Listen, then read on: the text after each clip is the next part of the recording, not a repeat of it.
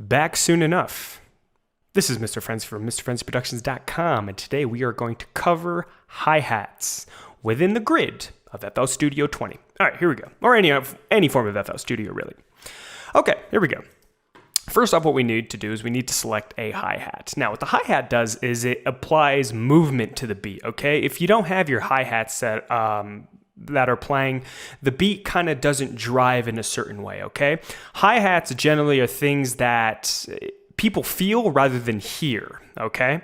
So we always want to have hi-hats in our beats just so that it establishes more of a rhythm, okay? Because right now we have the backbeats, which is the snare. And that's the thing that people are kind of grooving to, because the snare always hits on that third beat, okay? Hi-hats actually drive the beat forward. So let's pick a hi-hat.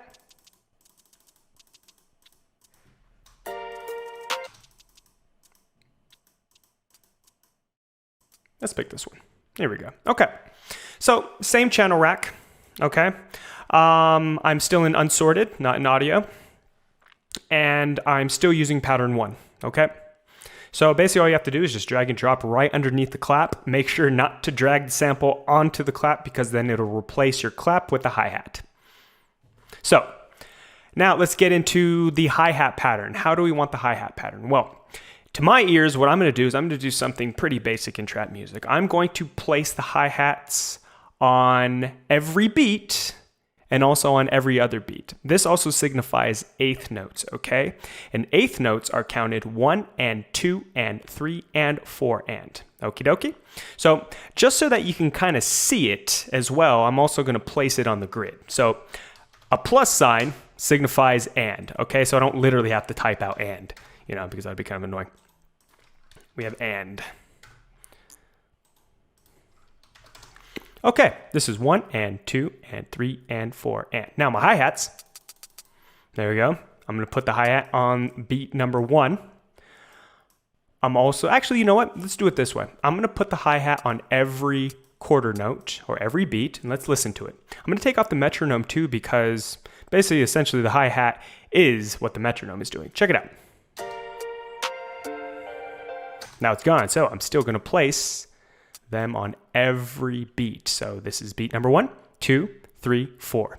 Now, in the musical language, the reason why you repeat 1, 2, 3, 4 is because it's 4 over 4. 4 beats per measure, okay? So understand too that this is measure 1 and this is measure 2.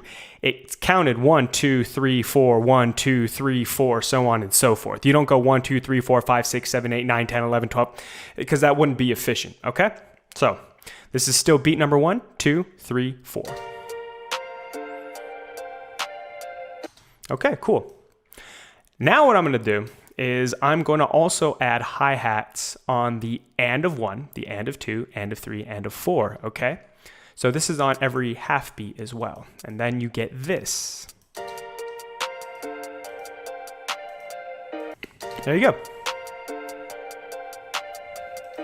So on and so forth. Okay, now what I can do too, instead of me actually literally clicking in every single node or every single MIDI, what I can do is I can just copy and paste this over. So all you have to do is make sure that you're on the piano roll. You have to hit Shift and Control for Windows users and drag it. Make sure they're all highlighted, and then you can hit Control B. Then voila, it's done. This will only work if you're in line mode, okay? Now, that made my life easy.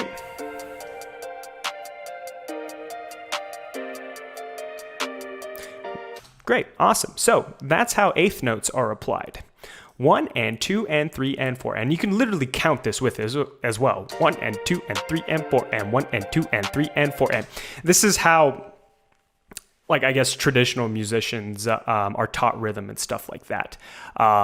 For drum theory, yeah, I mean, basically, like a standard drum pattern on the hi-hat is eighth notes on the hi-hat. That 1 and 2 and 3 and 4 and. So it's the same thing. Okie dokie. So, all right, so that's hi-hats. Now, of course, there's a lot more you can do with hi-hats. Don't get me wrong. This is not just the only pattern.